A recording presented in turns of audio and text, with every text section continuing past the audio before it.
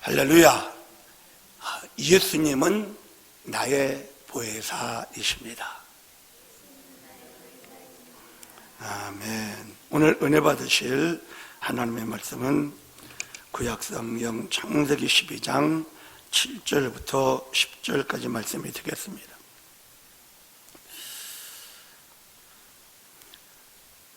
창세기 12장 7절부터 10절까지 우리 함께 합독합니다. 야훼께서 아브라함에게 나타나 이르시되 내가 이 땅을 내 자손에게 주리라 하신지라. 자기에게 나타나신 야훼께 그가 그곳에 제단을 쌓았고 거기로 베델 동쪽 산으로 옮겨 장막을 치니 서쪽은 베델이요 동쪽은 아이라.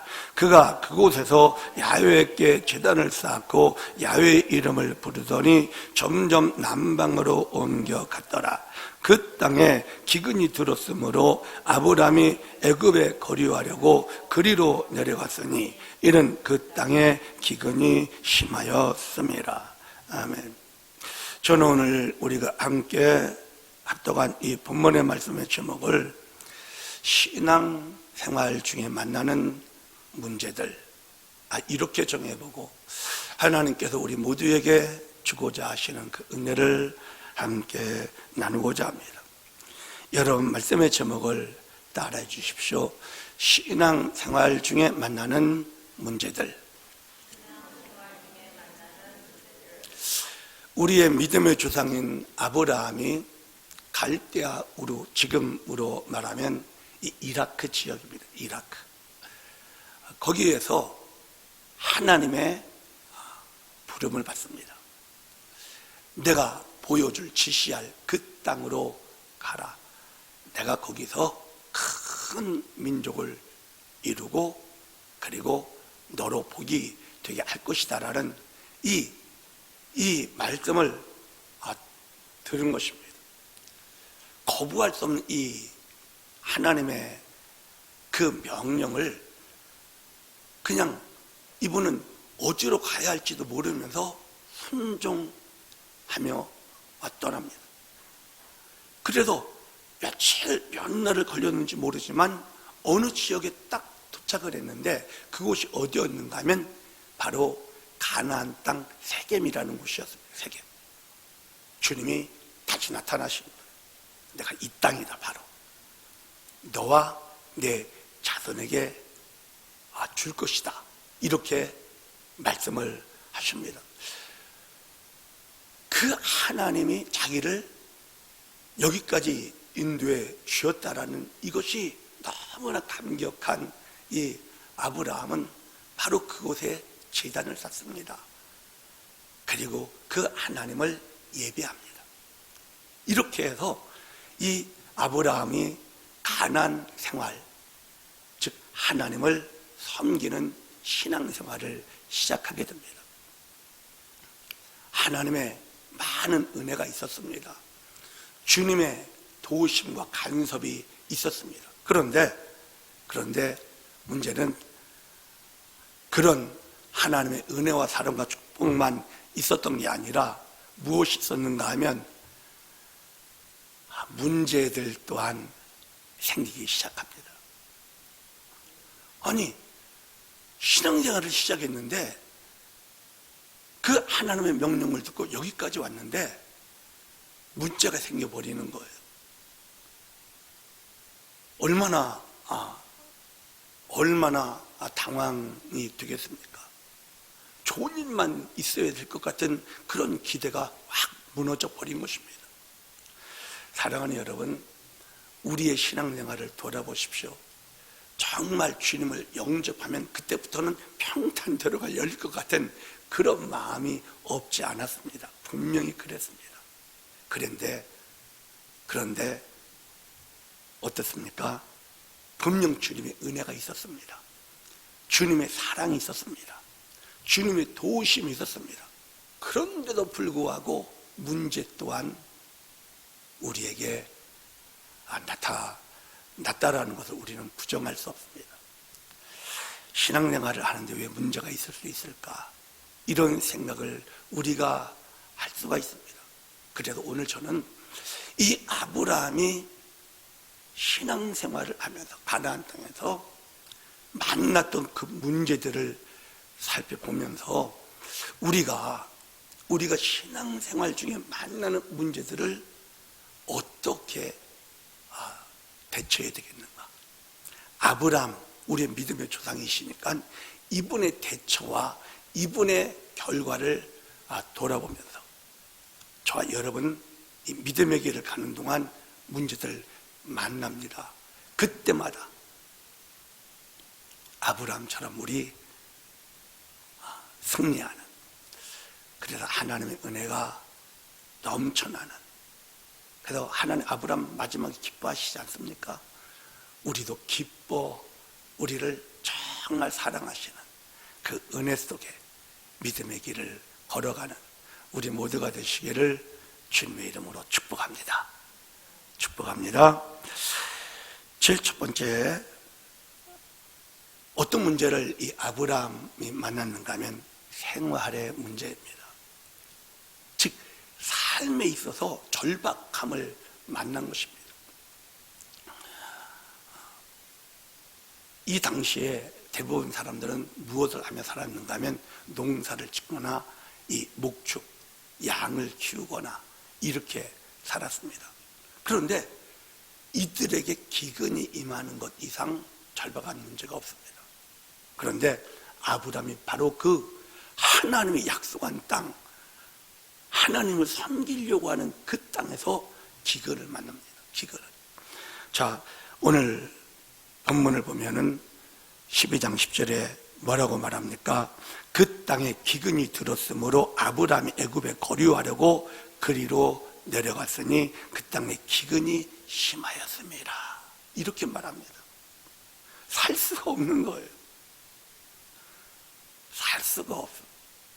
우리가 이제 신앙생활 하기로 결심을 합니다. 그리고 주님을 영접했습니다. 그래서 교회에 나와서 예배할 때마다 감격이 있습니다. 구원받은 은혜에 감사하고 하나님의 사랑에 감사하고, 그리고 기도할 때 응답도 주시고 치료도 해주시고 참 감격적인 신앙생활을 합니다. 그런데 바로 그 사람이 직장이 없어져 버립니다. 사업에 문제가 생깁니다. 몸에 큰 병이 생기는 거예요. 그런 상황입니다. 생활의 문제입니다. 어떻게 이런 일이 일어날 수 있을까? 내가 뭐 잘못했나? 이런 생각까지 들 정도가 돼버립니다. 그런데 우리만 그렇지 않습니다. 아브라함도 그랬습니다. 우리만 그렇지 않습니다. 여러분, 출애굽기 15장 22절부터 이런 기록이 있습니다.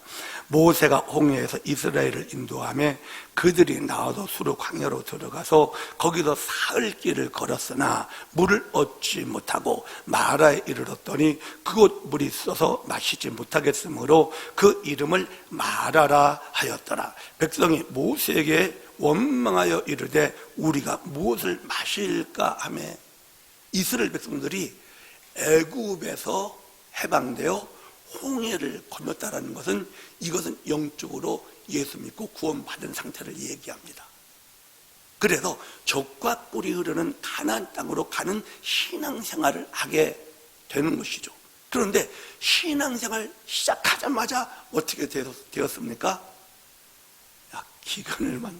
기근. 여기도 왜 먹을 마실 물이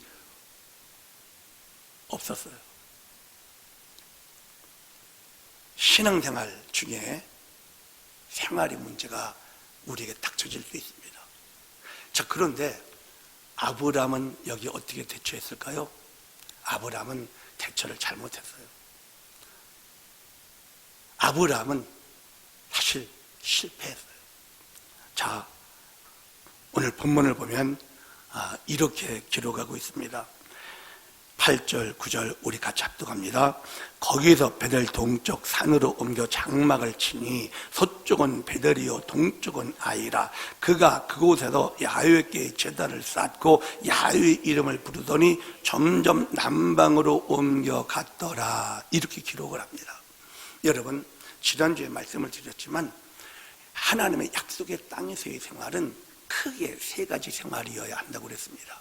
첫 번째는 세겜 생활입니다. 두 번째는 베델 생활이고 세 번째는 헤브론 생활입니다. 세겜 생활이라는 이 뜻은 무엇인가 하면 하나님을 나의 힘, 나의 능력, 나를 책임지시는 분으로 완전히 믿고 베델 하나님의 집 안에서 생활을 하여 하나님의 공급과 하나님의 은혜를 누리어 가는 그런 생활을 하기 위해서 헤브론 주님과의 깊은 교통, 교제의 삶을 살아가는 것이 약속의 땅에서의 생활이어야 한다는 것을 우리가 보았습니다.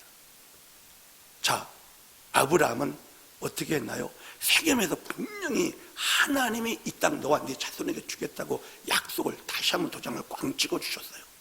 너무 감격한 이분이 하나님 앞에 영광의 제사를 올려드리고 정말 그 깨달음을 따라 아버지 집에서 살기로 하는 베델까지 오게 됩니다. 그런데 그 베델에서 문제가 생기기 시작하는 거예요. 기근이 임합니다. 기근이 임하면 어떻게 우리가 해야 하나요? 아브라함은 어떻게 했어야 하나요? 기근이 임하면, 아니 베델에 있는데 기근이 임하면 어떻게, 그 기근을 통해서 뭐예요? 우리는 이 헤브론이 베델의 남쪽 남방이 있습니다. 남방. 그래서 남방으로 가야 됩니다. 헤브론, 주님과의 더 깊은 교제를 하기 위하여 하나님 이 문제를 통해서 하나님이 어떻게 역사하실까를 정말 기대하고 주님을 더 의지하는 세겜의 하나님, 나의 하나님, 나의 힘이 되시고 능력이 되어주시고 나의 모든 것이 되어주시고 하나님을 정말 의지하고 더 깊은 헤브론으로 가야 되는데 아브라함은 헤브론으로 가지 않았어요. 어디로 갔습니까? 애굽에 갔다고 그럽니다. 애굽에.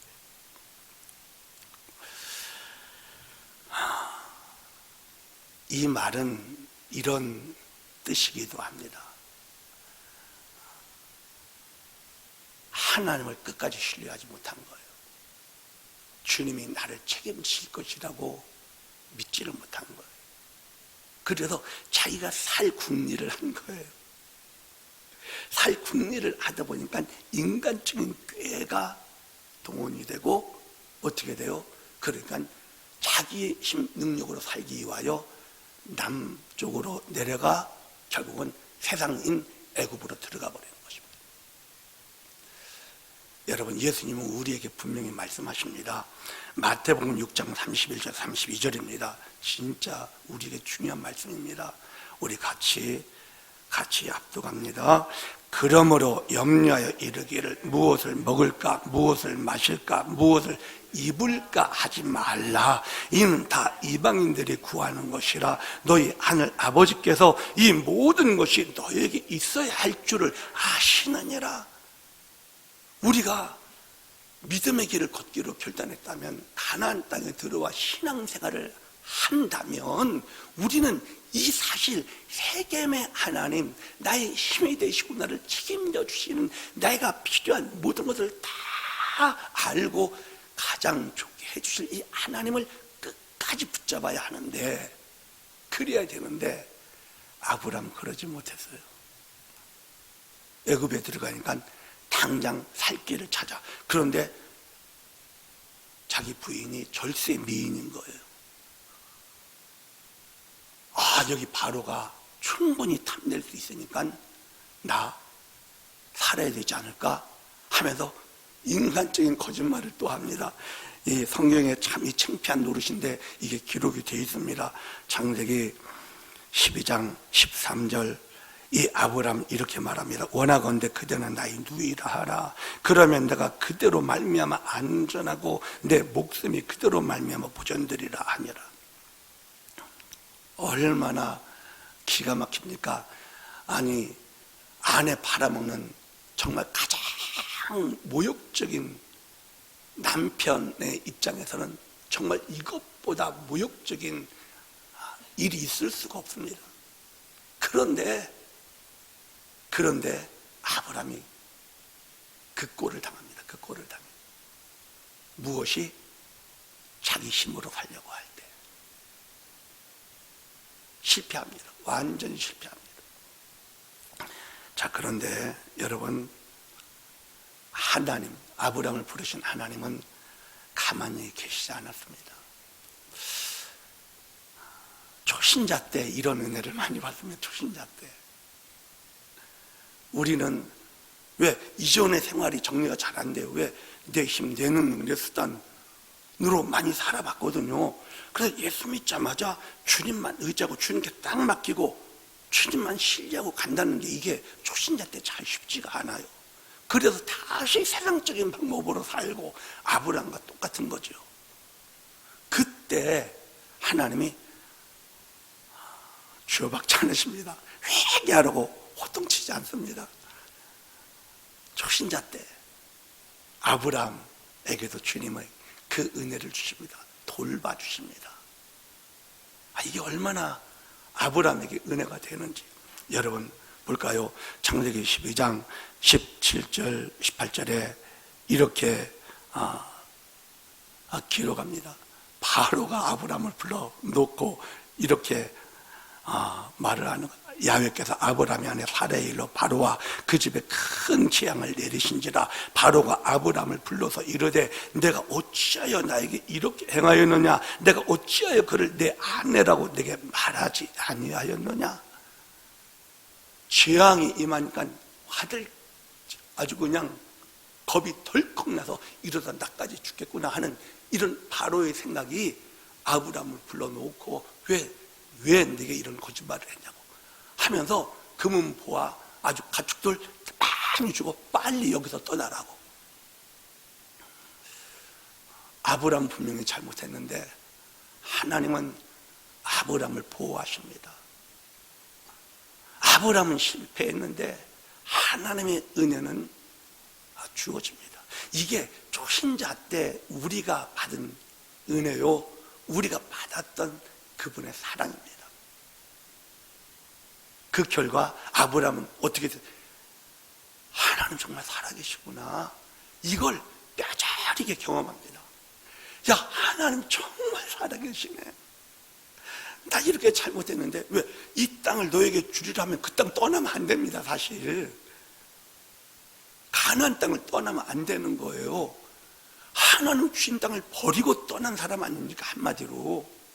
그럼 안 되는 이 사람을 하나님이 돌봐주신 이 경험이 아브라함에게는 너무 기가 막힌 것입니다. 그래서 결국 믿음이 회복이 되죠. 믿음이 회복이 됩니다. 자, 성경은 뭐라고 말합니까? 하나님이 정말 기뻐하는 것은 믿음으로 사는 것이거든요. 뒤로 물러가면 주님은 절대 기뻐하지 않습니다.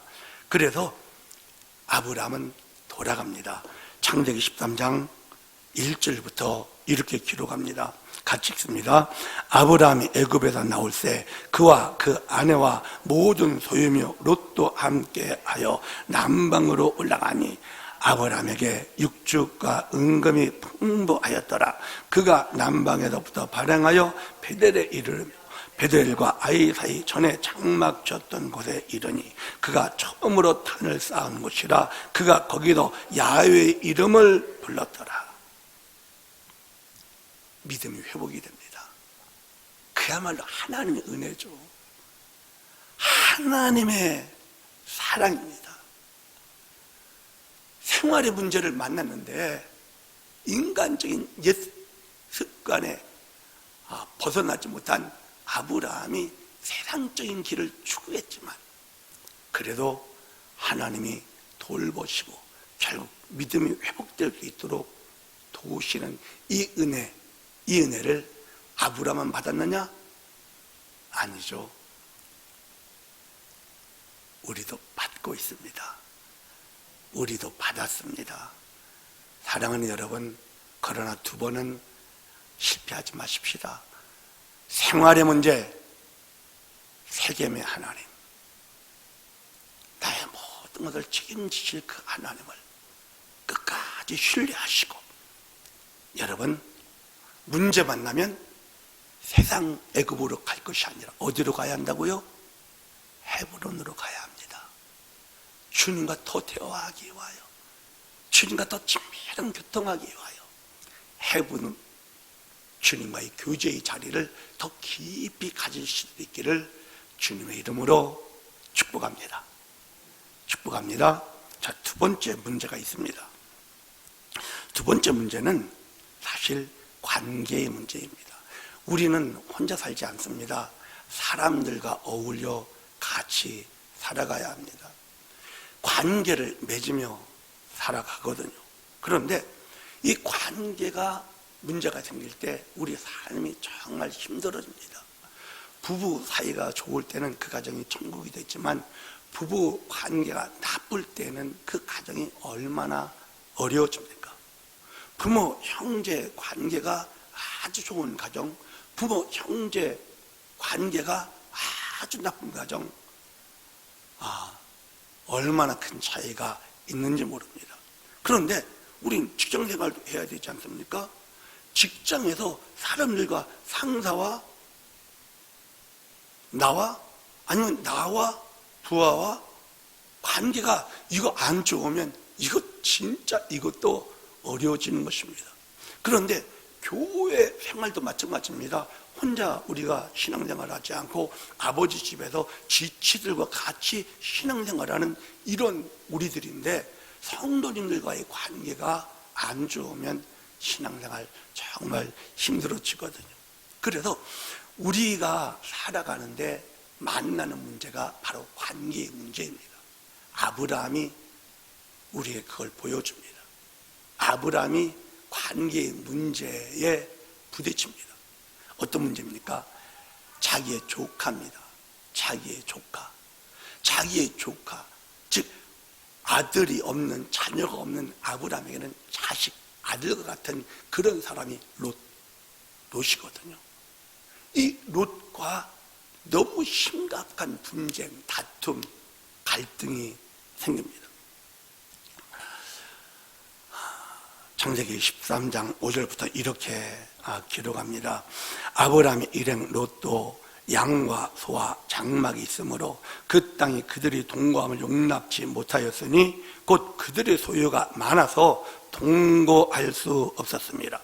그러므로 아브라함의 가축의 목자와 롯의 가축의 목자가 서로 다투고 또 가나안 사람과 브리스 사람도 그 땅에 거였는지라.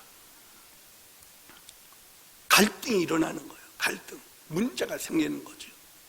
여러분, 그러면 아브라함이 배웠잖아요. 생활의 문제, 기근의 문제를 만났을 때 자기가 자꾸 인간적인 방법을 막 사용하다 보니까 결국 애굽에 떨어지고 기가 막힌 모욕적인 수치를 당한 그 기억이 너무 생생한 아브라함은 어떻게 했을 것 같아요?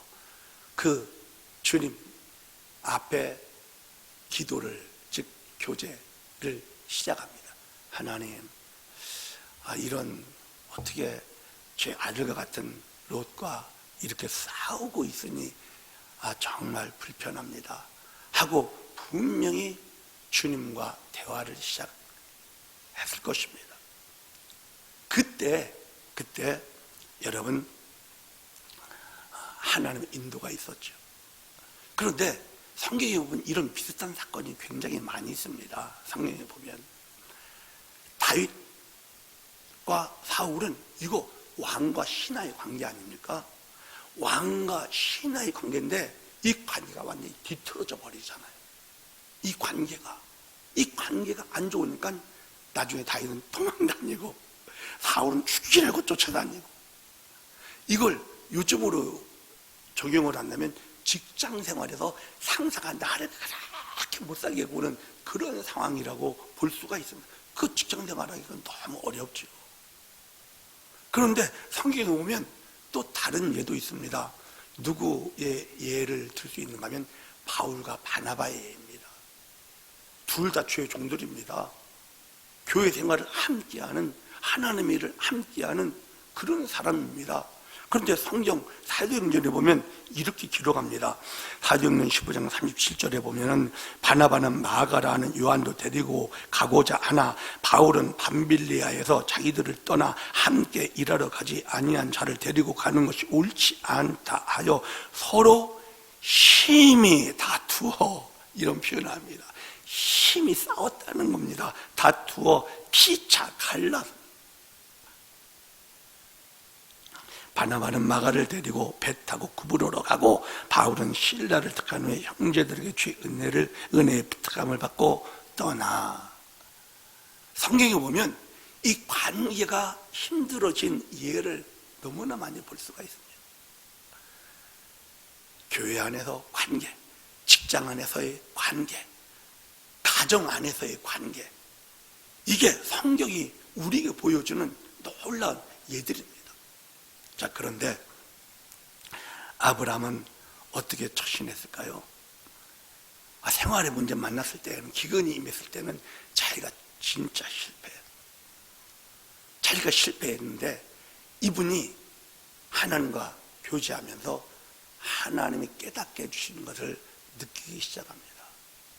하나님이 깨닫게 해주시는 그것을 느낀 거예요.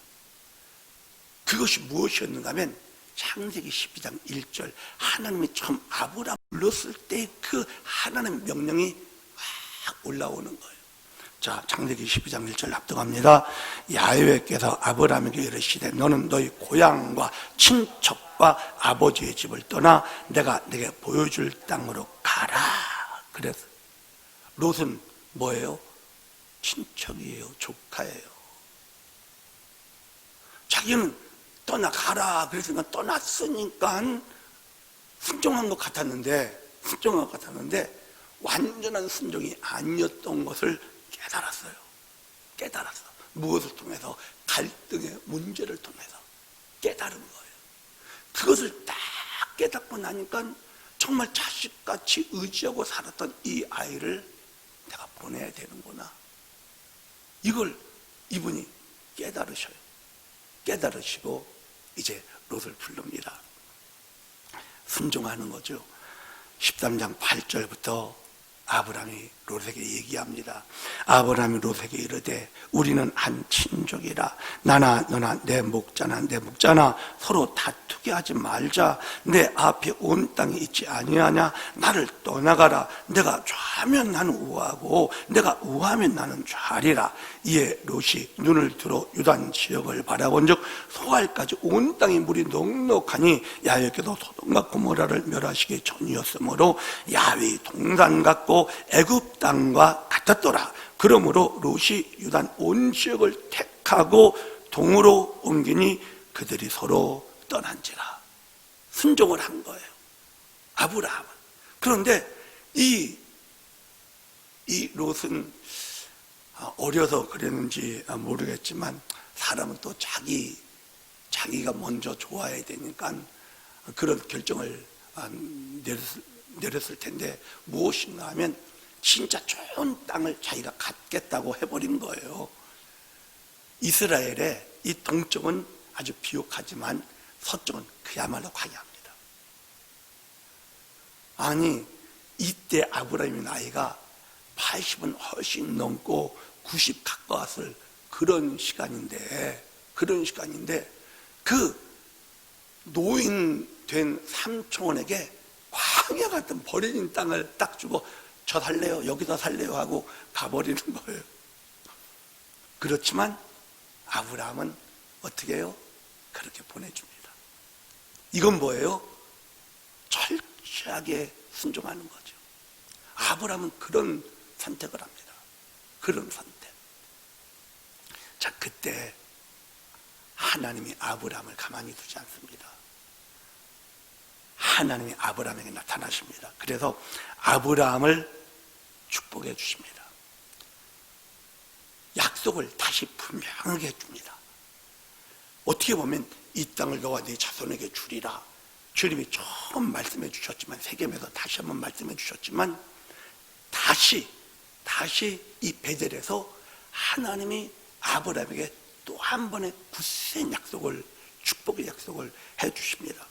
자, 같이 읽겠습니다. 창세기 13장 8절부터 아브라함이 롯에게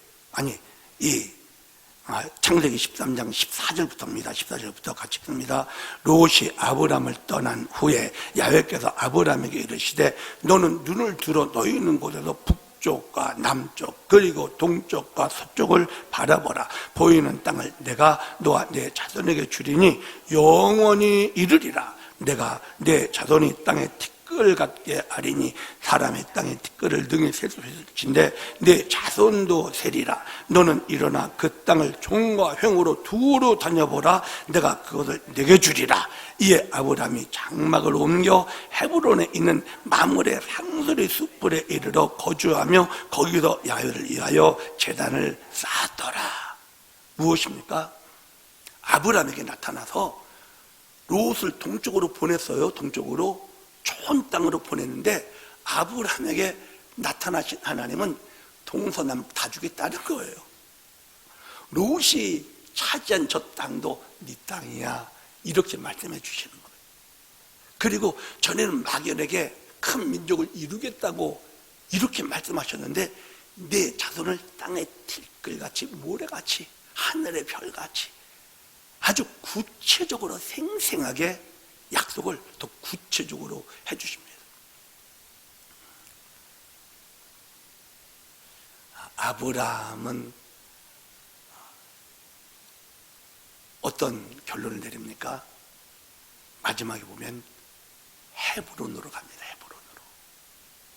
헤브론으로 주님과 더 깊이 교제하기 와요. 왜? 자기가 남은 땅은 광야 같은 땅이에요. 왜? 롯이 좋은 땅 다 가지고 갔어. 자기는 광야 같은 땅에 남아있지만 여기서 하나님이 약속하셨다면 하나님이 이루실 것을 믿고 헤브론으로 가서 주님과 더 깊이 교통하는, 정말 믿음이 성장하는 그런 아브라함이 되었다라는 것이죠.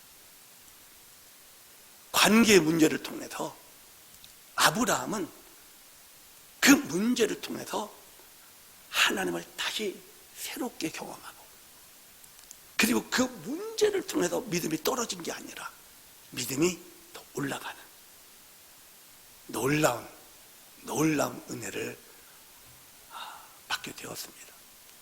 사랑하는 여러분, 살아가면서 관계의 문제, 참 이거 힘들게 합니다. 그러나 그 문제를 통하여 하나님의 뜻이 무엇인가를 주님과 교통하며 발견하시고 주님의 뜻에 온전한 순종을 하게 되면 저와 여러분, 아브라함이 받았던 이 은혜를 우리도 받을 것입니다. 이 은혜가 있기를 주님의 이름으로 축복합니다. 자, 세 번째 문제가 있었습니다.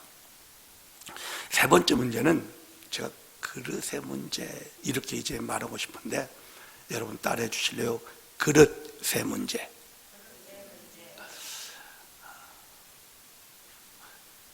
사람이 그릇이라는 그런 표현을 많이 합니다. 저 사람 그릇이 작아, 이런 말도 합니다. 야, 저 사람 그릇이 진짜 큰 사람이야, 이런 말을 하지 않습니까? 아브라함이 만났던 세 번째 문제는 바로 이 그릇, 어떻게 보면 됨됨이죠. 그 사람의 어떠함의 문제입니다. 그래서 제가 이렇게 우리가 신앙생활하면서 많은 문제를 통과를 하고 있습니다.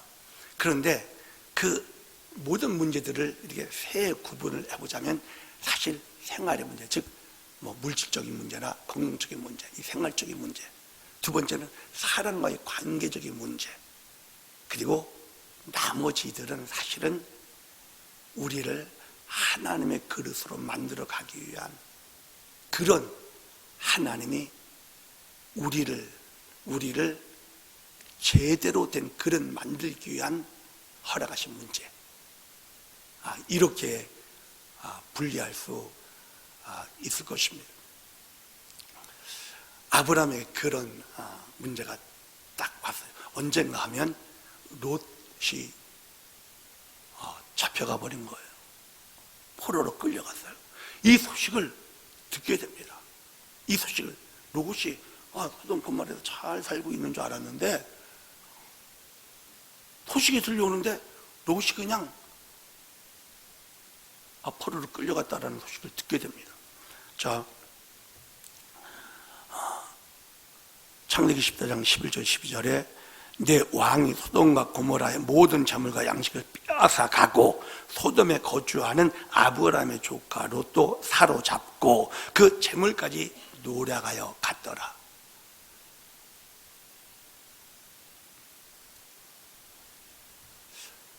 여러분, 이 소식이 아브라함에게 딱 들립니다.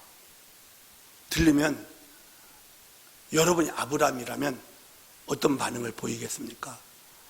아이고, 그럼 자기 살겠다고 좋은 땅 다 차지하고 가서 무슨 꼴 당하는 거야 하고 찌찌찌 하고 가만히 있겠습니까? 걔도 정신을 한번 차려야 돼 하고 있겠습니까? 그런데 아브라함은 그러지 않아요. 아브라함은 그러지 않아요. 소식 듣자마자 그냥 구하기 위하여 달려갑니다. 그런데 성경을 보면요, 그릇에 대한 하나님의 관심이 얼마나 큰가를 우리가 잘 알 수 있습니다. 대표적인 예가 다윗과 사울의 그릇입니다. 사울은 그릇이 작아서 다윗을 품어내지를 못해요.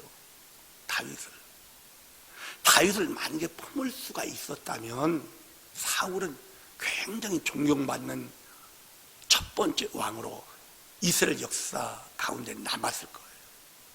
그런데 이분 사울은 그릇이 너무 작았어요. 다윗을 받아들일 수가 없어서 사울은 천천, 다윗은 만만이라는 이 소리에 확 돌아버려요. 그래서 다윗을 그렇게 잡아 죽이려고 쫓아다녀요. 아니, 개국 공신이 어떻게 보면 1등 장군이에요. 전쟁 나갔다면 승리하고 오는 그런 사람이에요. 그런데 그런 사람을 죽이겠다고 하는 아주 진짜 작은 그릇의 왕이었어요. 그런데 거꾸로 다윗은 어떤 그릇이었어요? 진짜 큰 그릇이었어요. 사무엘상 26장에 보면 두 번째 아주 절호의 찬스, 죽일 수 있는 기회가 있습니다. 아비새가 다윗에게 이르되 하나님이 오늘 당신의 원수를 당신의 손에 넘기셨나이다. 그러므로 청하오니 내가 창으로 그를 찔러서 단번에 땅에 꽂게 하소서. 내가 그를 두 번 찌를 것이 없으리이다. 아비새는 아주 굉장히 용맹한 장군입니다. 장군. 이 사람이 참 한 방이면 끝나. 눈앞에 콜콜 잠을 자고 있으니까 사울이. 그런데 다윗은 뭐라고 합니까? 그러지 말라고 그러는 거예요. 죽여버리면 자기는 더 이상 도망 안 다녀도 되는데, 지명수배자거든. 지명수배자. 한마디로 더 이상 고생 안 해도 되는데 나는 하나님의 세운 이 왕을 내 손으로 칠 수 없어. 그러지 마. 그리고 부하 데리고 떠납니다. 그릇 차이가 엄청나죠. 사울의 그릇, 다윗의 그릇. 사랑하는 여러분, 하나님은 저와 여러분의 그릇을 키우라고 하십니다. 그런데 돌아보세요. 우리가 사실 많이 커졌습니다. 안 그러십니까? 전에는 이런 일이 있으면 가만히 못 있었어요. 절대. 그런데 그걸 품고 있어요. 별로 스트레스도 안 받아요. 하나님이 키워주신 거예요. 주님은 우리의 그릇을 키워내셔요. 커가게 하십니다. 저는 이게 정말 은혜라고 생각합니다. 저 자신도 마찬가지예요. 전에는 품어지지 않는 것이 품어져요. 얼마나 감사한지 몰라요. 아브라함이 정말 관용하죠, 관용. 그리고 진짜 성숙했습니다.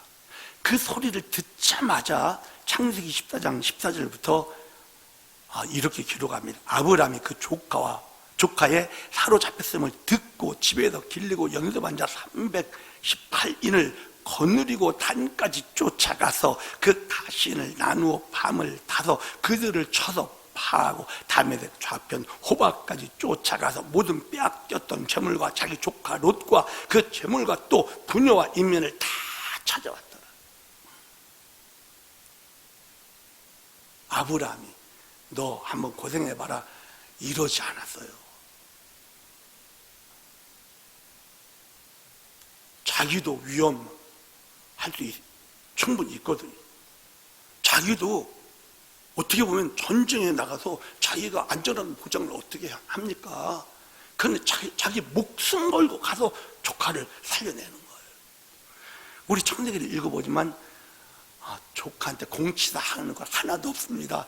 너 정신 똑바로 차리고 제대로 살아라. 뭐 교훈한 것도 한마디 기록되지 않습니다. 아브라함은 아무 소리 안 한 거예요. 살려주고 재산 다시 다 돌려주고 말 한마디 안 해도 사실 롯은 엄청난 가르침을 받았거든요. 말할 필요 없어요, 사실은.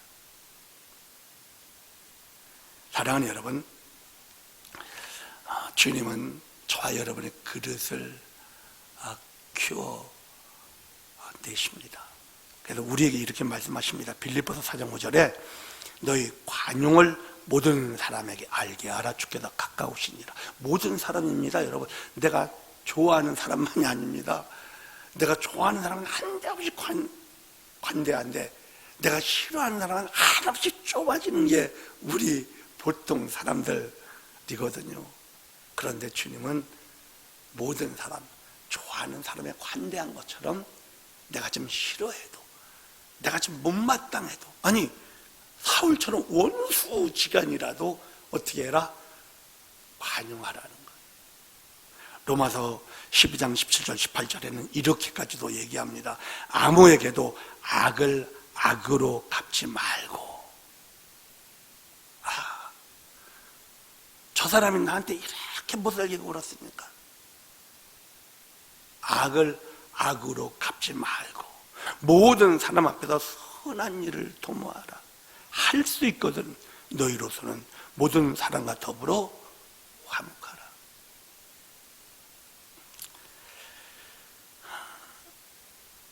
저는 이것을 통해서 아브라함이요, 분명히 배운 것이 또 깨달은 것이 있다고 여겨집니다. 무엇을 깨달았는가 하면 하나님의 주권을 깨달아요. 하나님의 주권. 자기가 이전에 자기였으면 그렇게 못해. 왜? 마음에 섭섭함, 앙금이 남아있으니까. 어떻게 네가 나한테 이럴 수 있어? 라는 앙금이 아브라함에게 왜 없을 수 있겠습니까?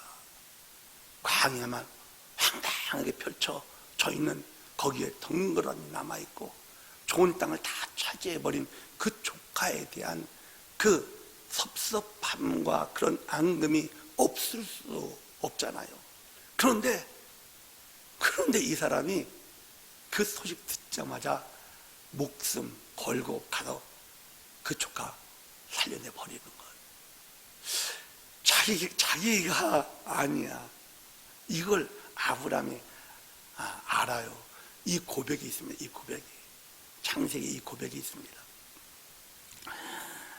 창세기 14장 20절부터 보면 우리 같이 읽습니다. 너희 대적을 내 손에 붙이신 지극히 높으신 하나님을 찬송할지로다 하매 아브라함이 그 얻은 것에서 10분의 1을 멜기세덱에게 주었더니 이게 무슨 말인가 하면요, 이 멜기세덱은 예수 그리스도와 같은 대제사장입니다. 대제사장. 이 당시에 멜기세덱은 아주 신비한 존재로 알려져 있는데 아브라함이 그냥 전쟁에서 승리하고 조카를 구출하고 모든 재단들을 다 끌고 그리고 소돔 고모라 백성들을 다 이끌고 오는데 그 신비한 제사장 멜기세덱이 나타나서 저 말을 하는 거예요. 네가 이 전쟁에서 승리했어. 그런데 이 승리는 어떻게 해서 이루어진 것이다? 저 대적을 아브라함 손에 붙여버린 거예요. 하나님이 이기게 해주셨다라는 이 말을 그 제사장이 해주니까 아브라함이 아멘 하는 거예요. 맞습니다. 제 능력, 제 군사가 많아서 아닙니다. 하나님이 그렇게 하신 것입니다 하고 어떻게 해요? 믿음으로 11조를 드리는 거예요. 11조를 드리는 거예요. 그 다음에 21절에 이런 말이 나옵니다. 21절 우리 같이 읽습니다. 소돔 왕이 아브라함에게 이르되 사람은 내게 보내고 물품은 내가 가지라. 왜? 아브라함이 가서 목숨 걸고 승리했으니까 그 당시 아주 전쟁에서 이긴 사람이 모든 획득한 재벌을 갖는 게 당연한 것이거든요. 그러니까 소돔 왕이 백성들은 우리 고을로 그냥 보내주고 당신이 이긴 것이니까 모든 재벌을 당신이 가져가십시오. 이렇게 말을 합니다. 그때 22절에 다윗이 아니라 아브라함은 이런 말을 합니다. 자, 22절 압등합니다. 아브라함이 소돔 왕에게 이르되 천지의 주제시여 지극히 높으신 하나님 야훼께 내가 손을 들어 맹세하노니. 그래서 자기가 섬긴 하나님이 어떤 분이라고요? 천지를 주재하시는 하나님이라는 거예요. 천지, 하늘과 땅의 모든 일을 다 주관하시는 절대 주권자 되신 그 하나님에 대한 믿음을 이렇게 고백합니다. 이렇게 고백해요. 내가 잘나서, 내가 능력이 많아서, 내 군사가 많아서, 용맹해서 이겼다고 말하지 않는 거예요. 하나님이 저 대적을 나에게 이길 수 있도록 붙여주셨기 때문에 이겼다라는 이 하나님의 절대 주권에 대한 분명한 믿음을 이렇게 표현합니다. 그러면서 그 다음에 23절에 이 말을 하는 거예요. 같이 압등합니다. 내 말이 내가 아브라함으로 치부하게 하였할까 하며 내게 속한 것은 실 한 오락이 들매끈 한 가닥도 내가 가지지 아니하리라. 나 부자 만드는 것, 당신이 준 재물이 나를 부자 만드는 것 아니거든. 하나님 나를 부자 되게 하시는 거예요. 당신이 이 점을 당신이 다 도로 가져가도 나는 조금도 미련이 없어. 이런 표현이거든요. 이런 표현. 사랑하는 여러분, 아브라함은 하나님의 절대 주권을 온전히 믿는 진짜 절대 신앙을 가지고 있는 것을 보게 됩니다.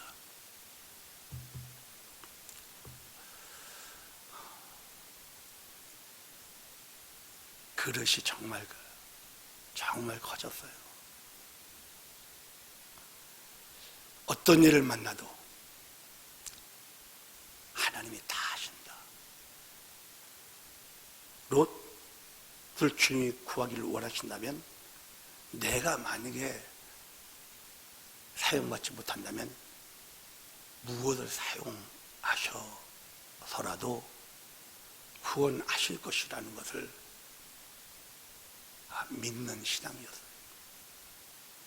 그래서 그런 아브라함을 주님은 어떻게 했습니까? 사용하신 것이죠.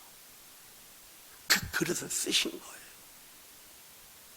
우리도 마찬가지입니다. 주님의 뜻을 위해서 주님은 우리를 사용하기 원하십니다. 여러분, 디모데 후서 2장 20절 21절 우리 같이 읽읍시다. 큰 집에는 금그릇과 은그릇뿐 아니라 나무그릇과 질그릇도 있어 귀하게 쓰는 것도 있고 천하게 쓰는 것도 있나니, 그러므로 누구든지 이런 것에서 자기를 깨끗하게 하면 귀하게 쓰는 그릇이 되어 거룩하고 주인의 쓰심에 합당하며 모든 선한 일에 준비함이 되리라.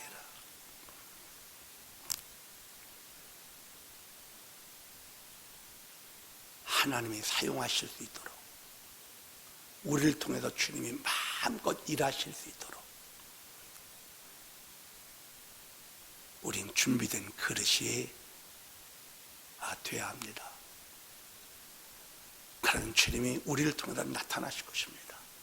아브라함을 통해서 구원의 주님이 나타나셨던 것처럼 우리를 통해서도 주변에 많은 영혼을 살려내실 수 있으십니다. 저와 여러분을 통해서 주님이 마음껏 일하실 때 놀라운 구원의 역사, 치료의 역사, 은혜의 역사가 나타날 수가 있습니다.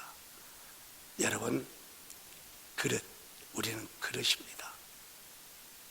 사용받는 그릇들 되시기를 주의 이름으로 축복합니다. 기도하겠습니다. 오늘 말씀을 생각하시면서 우리가 만나는 문제들, 생활의 문제, 관계의 문제, 그릇의 문제라는 사실, 나는 지금 어떤 문제에 있는가, 이 문제를 통해서 주님이 우리에게 무엇을 원하시는가, 아브라함을 통하여 우리에게 말씀해 주셨습니다. 주님, 세겜 생활, 베델 생활, 헤브론 생활 잘할 수 있도록 도와주십시오.